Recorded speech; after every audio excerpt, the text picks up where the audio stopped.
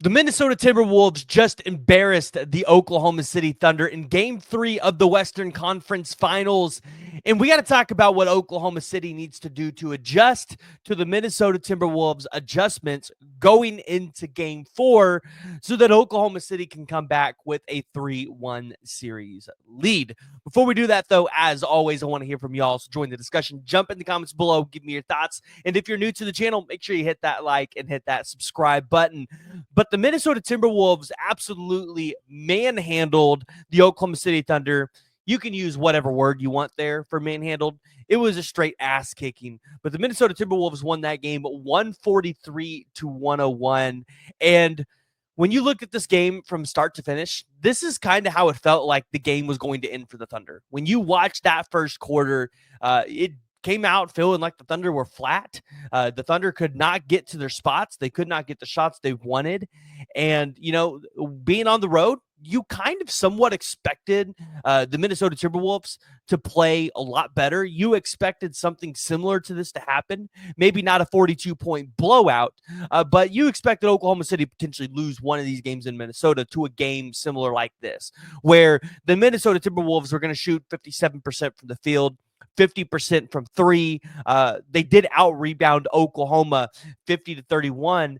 But I think the headline, the story of tonight that really, I think, helped Minnesota gain a lot of momentum here was the fact that they won the turnover battle. They made Oklahoma City force 15 turnovers. Minnesota only committed 10.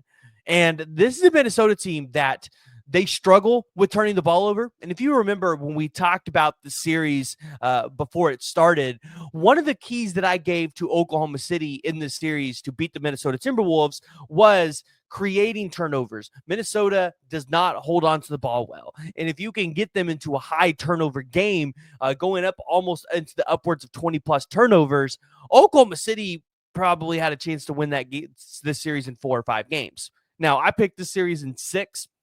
I thought Anthony Edwards is good enough to get you one game, and the Minnesota Timberwolves, talent-wise, collectively, is good enough to get you one. So I think you could combine for 2 there. But overall, like I said, Oklahoma City came out in this game. They were flat. But you saw Minnesota make some incredible adjustments in this game, which is something that we talked about last game that the Minnesota Timberwolves needed to do. They really took advantage of Oklahoma City giving them the corner three-pointers. And this is where I think Oklahoma City might need to make an adjustment, because Oklahoma City has really played this style of defense where they want to pack the paint, force you to spread the ball out a little bit, but they're going to allow you to take those corner threes. And Oklahoma City's going to try to make a late closeout. And so far, you can say it's worked, or maybe it's been a little bit in their favor because Minnesota hasn't been hitting shots, but that wasn't the case tonight.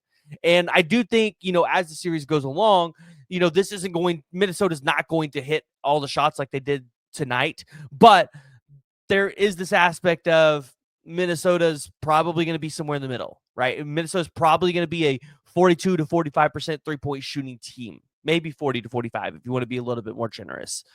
So Oklahoma City still has to take that into effect. And I think, they got to make an adjustment here because Minnesota can shoot the ball well, and they're going to want to take a plethora of three-pointers like that. They're going to want to take those in volume. That's kind of their style of game here. And then, Minnesota, I thought, was able to play into that a little bit better to get buckets inside the paint, because points in the paint wise, you saw Oklahoma City with 50, or you saw Minnesota with 56 points in the paint compared to the Oklahoma City Thunder's of 42 points in the paint. And I think one of the biggest differences in how you saw Minnesota get those points in the paint this time was when you would see them kick the ball out in that corner, Oklahoma City try to make the closeout, they would kick it back out to somebody on the wing who would be able to kick it back out to somebody, or that person on the wing would drive in, while that other defender was now no longer in the paint. They were committed to whoever was out in the corner. And so I definitely think, Minnesota was able to kind of dissect the Oklahoma City defense a little bit and take advantage of specific spots and certain shots that maybe they just weren't able to see and get in Oklahoma City. But ultimately, Oklahoma City, you won the free throw battle again. It didn't feel like it, and it felt like a couple times in the game, like, there were some fouls that were missed, but that's what happens. But Oklahoma City won the free throw battle, 17 of 19 to Minnesota's 13 of 15. Yeah, I mean, Oklahoma just got their ass kicked, right? You punched Minnesota in the mouths, 2 times in a row, and they came back in game 3 and they punched you back. Now you got an opportunity in game 4 where I believe this game is going to be a lot closer. I don't think you're going to have a blowout on either side. This is a game that's probably at the end of it going to be a 7 to 10 point spread. And it's probably Oklahoma City still going to be favored in that matchup. And if it's Oklahoma City favored, you probably see it in probably more in the 5 to 7 point spread opening line. But I could definitely see it at the end of the game being a 7 or 10 point win, which, in NBA standard terms of today is a lot closer. And that's just because, again, I think Oklahoma City is going to make adjustments. They're not going to play like this the entire time.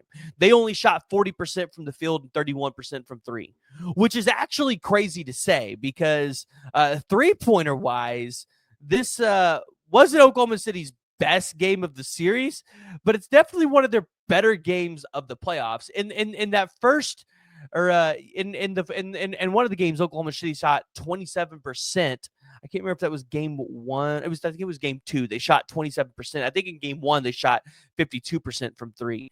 So Oklahoma City shot 31% from 3, and that's been on par with what they've done in the playoffs so far. So yeah, Anthony Edwards comes out tonight, torches you for 30 points. SGA has his worst point performance of the entire season with 14 points, 4 of 13 from the field, 4 of 4 from the free throw line. So you look at this, a lot of adjustments need to be made, but I want to hear from y'all. Join the discussion. Jump in the comments below. Give me your thoughts. If you guys are new to the channel, make sure you guys hit that like and you hit that subscribe button.